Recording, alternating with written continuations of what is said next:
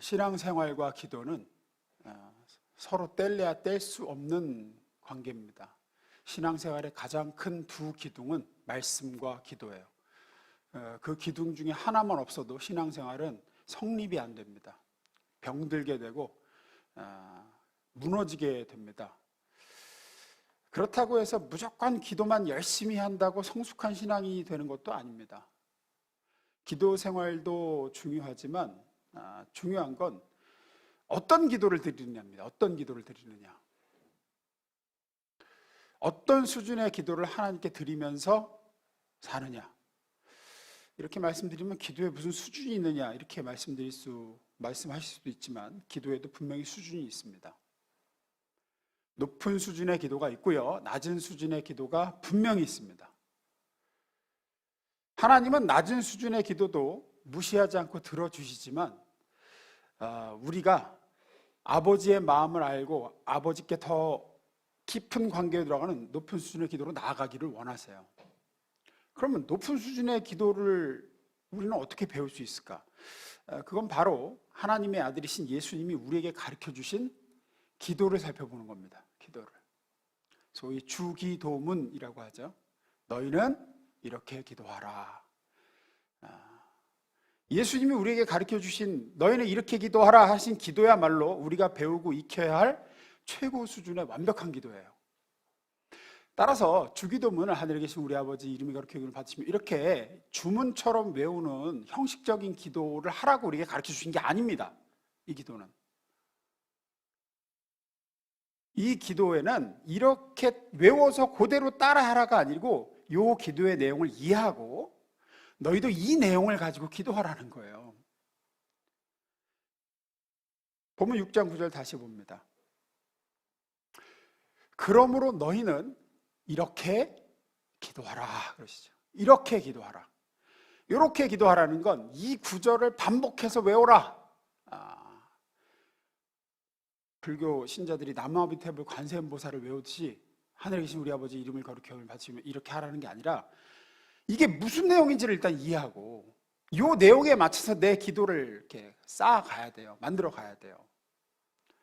그래서 저는 개인적으로 기도가 막히면 이 주님 가르쳐 주신 기도를 한 구절씩 입으로 되뇌면서 그 내용을 제 기도로 삼아서 기도를 합니다. 그럼 기도가 열립니다. 이건 제가 체험한 바입니다. 그래서 오래전에 제가 2017년에 증거했더라고요. 주기도문 강의를 업그레이드를 해가지고 이번 특별 새벽 기도 다시 좀 나눠보려고 합니다. 오늘 제일 먼저 주님 가르쳐 주신 기도 중에서 생각하려고 하는 말씀은 하늘에 계신 우리 아버지여입니다. 됐어요? 우리 입장에서 볼 때 하나님은 우리의 왕이시고 우리의 주인이십니다. 하나님을 왕으로, 주인으로 인식할 때 당연히 우리는 하나님의 신하가 되고 종이 되죠. 백성이 되고 종이 됩니다. 그리고 그것은 아주 성경적이고 정확하고 올바른 하나님에 대한 인식이자 자기 인식이에요.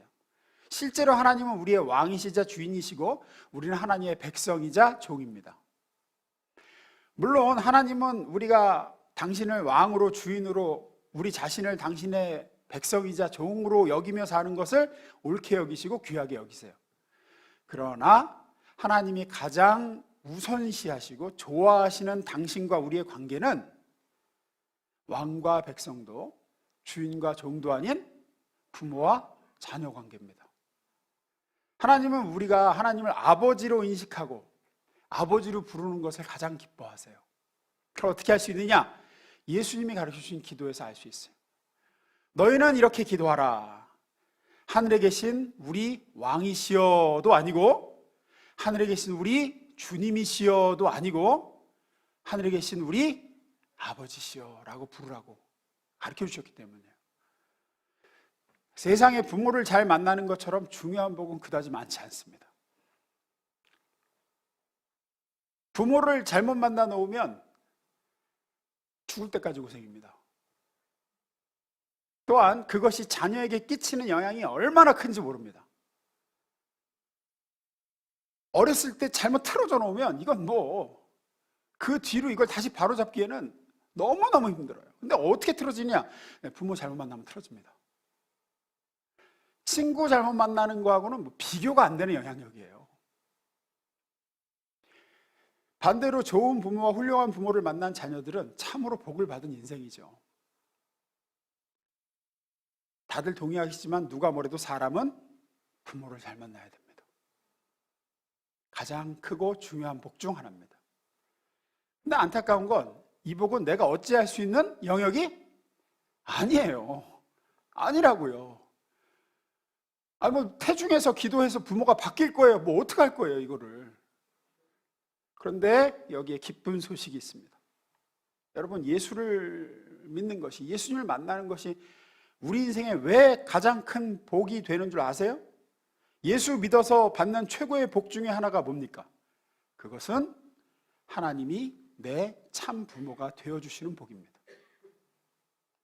육신의 부모는 바꿀 수 없지만 우리의 영적인 아버지는 예수를 믿음으로 만날 수가 있습니다.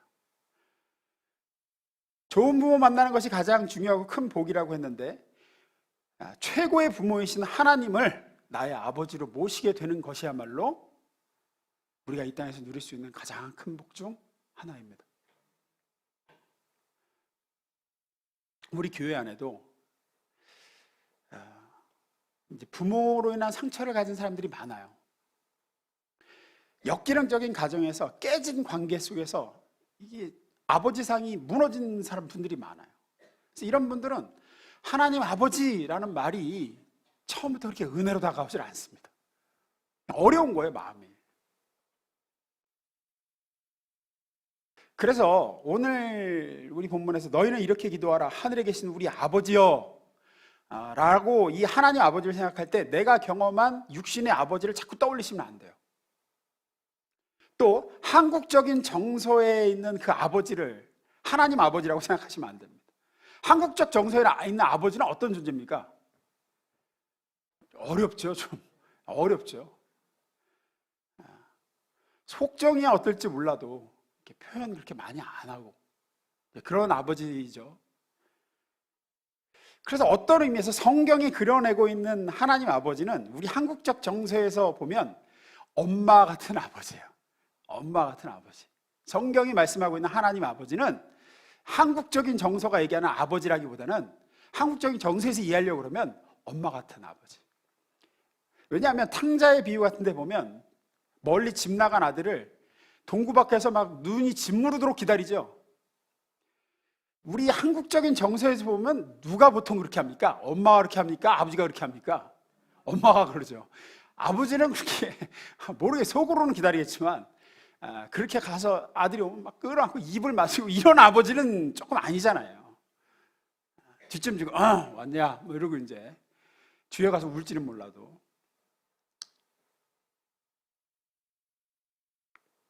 성경이 말하는 하나님 아버지는 당신 곁을 멀리 떠남으로 소외되고 외롭고 불행하고 죄로 인해 무너져 비참해진 우리들이 겪는 수고와 아픔을 자기의 고통처럼 느끼시고 함께 아파하시며 찾아와 자기는 죽어도 몸이 으스러지게 고통당해도 자식은 어떻게든 살리려는, 어떻게든 행복하게 해주려는 엄마 같은 아버지상이 성경이 그리고 있는 이제 하나님 아버지상이에요. 그런데 그 하나님, 천지를 창조하시고 지금도 다스리시고 전능하신 분이시면서 동시에 나를 위해 못할 일이 없으신 하나님을 나의 아버지로 만나는 것보다 더 큰 복은 세상에 없습니다. 요한복음 1장 12절에서 그래서 이걸 이렇게 표현하죠. 읽어봅니다. 시작.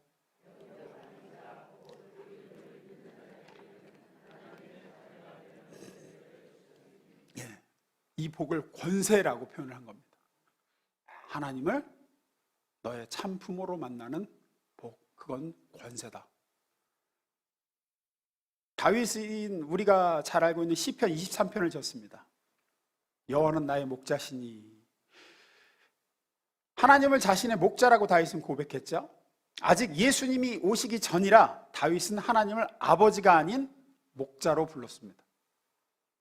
그래서 하나님의 자녀가 되는 권세가 아닌 하나님의 양이 되는 권세 정도만 누린 게 다윗이에요. 그런데도 다윗은 하나님이 자기 아버지가 아닌 목자임에도 불구하고 목자가 돼 주셨기 때문에 자기가 받고 누린 복을 시편 23편에서 쭉 고백하죠.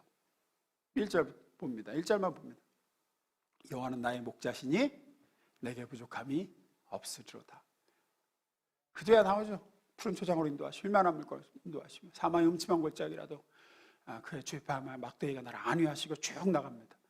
다윗은 하나님이 자신의 목자가 돼 주셨기 때문에 자신의 삶에는 조금도 부족함이 없었다라고 고백합니다. 하나님은 당신의 양인 다윗을 일생 동안 그렇게 인도하시고 보호하셨어요. 목자와 양의 관계 속에서 양인 다윗을, 양인 존재도 이렇게 부족함이 없이 돌보시고 좋은 것으로 먹이시고 모든 위험으로부터 지키시고 원수의 목전에서 상을 베푸셨다고 하는데, 하물며 하나님의 맏아들 예수 안에서 예수님과 똑같은 아들이 되고 딸이 된 우리를 얼마나 좋은 삶으로 이끌어 주실 아버지가 되시겠습니까? 우리 하늘 아버지 하나님은 그렇게 하실 수 있습니다. 그렇게 하길 원하시며 실제로 그렇게 하시는 줄로 믿습니다. 부족한 인간 아버지인 저도 살아가는 제 아이들을 위해 정말 최선을 다해서 좋은 걸로 주려고, 제가 할 수 있는 최선의 길을 열어주려고 나름대로 노력을 하며 삽니다. 그건 당연한 일입니다. 왜요? 제가 아이들의 아버지이기 때문입니다. 제가 노력을 한다는 표현을 썼는데 사실은 잘못된 표현이에요. 엄밀히 말해서 자식을 위해서 노력하는 부모는 없습니다. 부모가 자식을 위해서 노력하는 것은 다른 것을 위해서 노력하는 것과는 좀 다릅니다. 다른 것은 진짜 노력해야 되는데 자식을 위한 노력은 사실 특별한 노력이 필요 없죠. 왜? 자동으로 되는 일이기 때문에 그렇습니다. 부모가 자식을 위해서 노력하는 것은 본성이기 때문이에요. 본능적으로 합니다. 예를 들어서 다른 거는 애를 써야지만 되지만 내 자식에게 좋은 거 주려고 하고 자식이 잘 되길 바라는 마음은 이건 그냥 돼요. 그냥 부모라 그러면 그냥 돼요. 정상적인 부모라면 누구나 그렇습니다. 마찬가지입니다. 하나님 아버지는 우리에게 좋은 걸 주시려고 노력하지 않으십니다. 우리가 잘 되도록 길을 열어주시기 위해서 애쓰시지 않는다고요. 왜냐하면 하나님은 우리의 아버지시기 때문이에요. 어느 아버지도 자식을 위해서 노력을 하지 않습니다. 그냥 되는 겁니다. 하나님의 본성이요 본능입니다. 예수님께서 우리에게 가르쳐준 기도의 첫 번째 지침은 그래서 우리의 기도를 들어주실 하나님을 아버지라고 부르라. 아버지께서는 너에게 좋은 걸 주시려는 본능을 가지고 계시다. 이거는 하나님이 애쓰시는 게 아니다. 최선의 것을 주려고 하신다. 너희가 그 권세를 누려라. 이건 아무나 될 수 있는 건 아닙니다. 로마서 8장 15절에서 이렇게 얘기합니다. 읽어보겠습니다. 시작.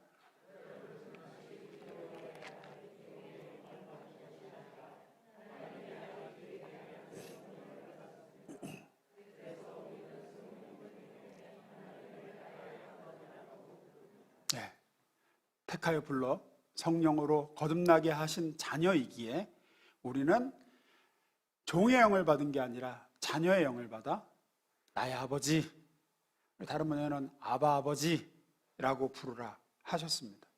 따라서 누구든지 진심으로 그리고 전심으로 하나님을 아버지라고 부르면 그는 하나님의 자녀입니다.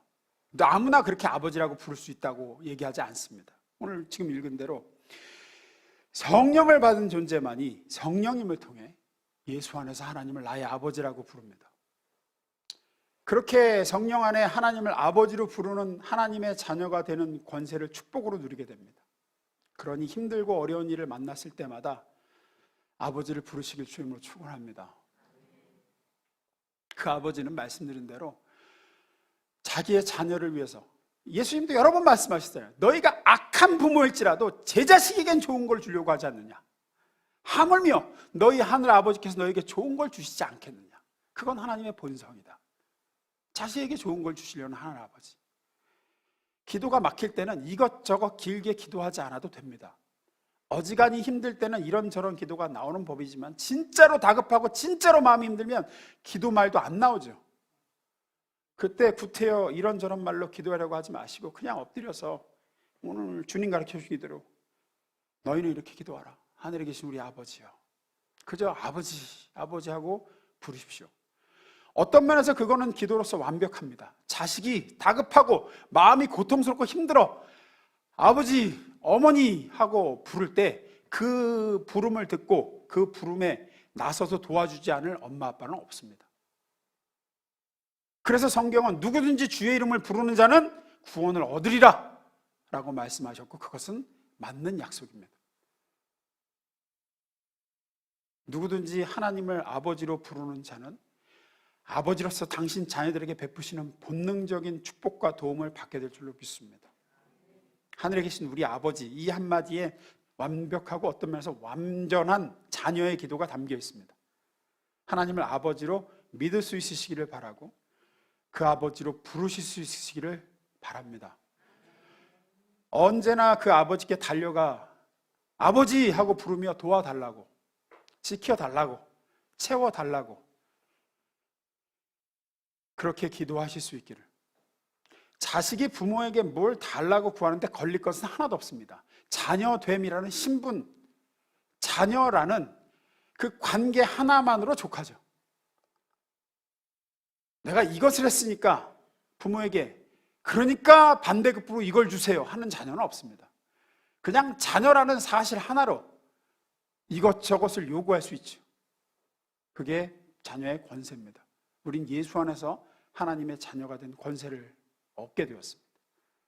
영상 하나 보고 마무리하려고 합니다.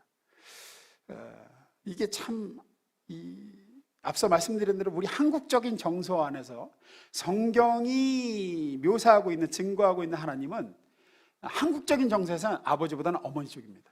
그 이단이라고 자꾸 어머니 하나님 그러는데 좋은 것들을 이단들이 다 가져다가 망쳐놨어요. 그런 모습이 정말 엄마 같은 하나님의 모습이 잘 담아낸 게 아닌가라는 드라마 한 장면입니다. 제가 보고 은혜를 많이 받았어요. 잠깐 보겠습니다.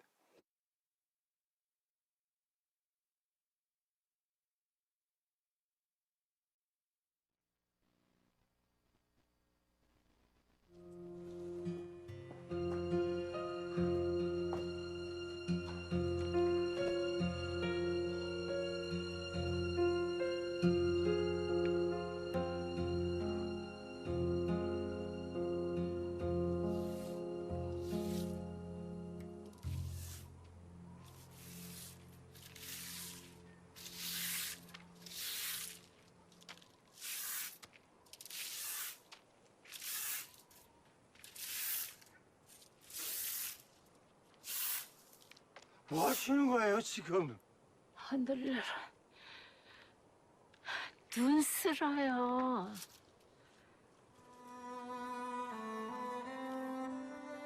눈이 오잖아요.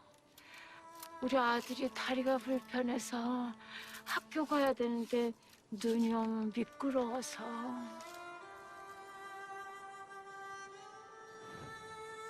혼자 일어나는 것도 못하면 앞으로 어떻게 살래? 오늘 운동회라고. 그래서 창피해서 못 간다고? 그럼 평생 혼자 숨어 살아.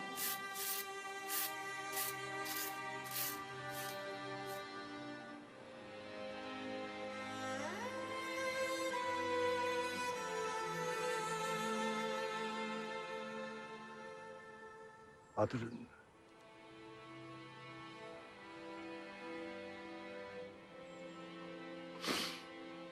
몰라요, 그거. 몰라도 돼요. 우리 아들만 안 미끄러지면 돼요.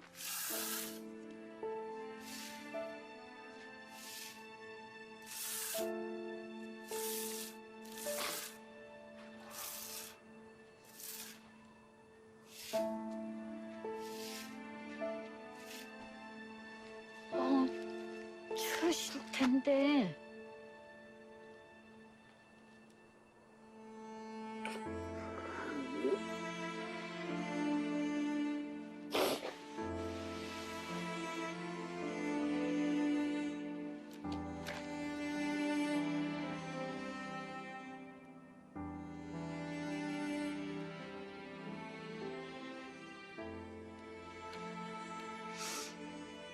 이제 그만 쓰셔도 돼요. 아니에요. 눈이 계속 오잖아요.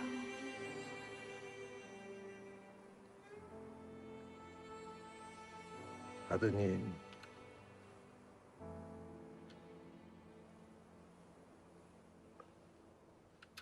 한 번도 안 넘어졌대요.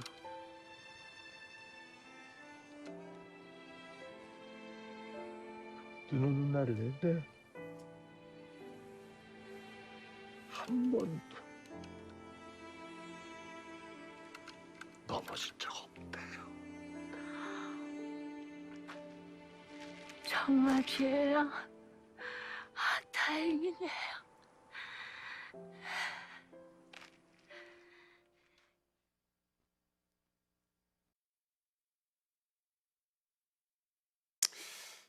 이해를 하셨는지 모르겠지만 이제 어머니가 치매가 걸렸어요. 그 자식을 지금 못 알아보는 상황이죠. 근데 이제 앞서 잠깐 나왔지만 이 자식이 이제 다리가 불편해요. 장애가 있어요. 그래서 장애가 있는 자식을 매몰차게 몰아붙이는 장면이 자녀의 기억에서 잠깐 나오죠. 너 혼자 일어난 것도 못하면, 혼자도 못 일어나면 너 앞으로 어떻게 살래? 오늘 운동회라서 학교 가기 싫다 그러니까, 그래 창피해서 못 간다고? 너 그럼 평생 혼자 숨어 살아. 뭐 이런 얘기를 이제 엄마가 했었죠. 그래서 아마 이 자녀는 엄마를 향한 원망이 있었던 것 같아요.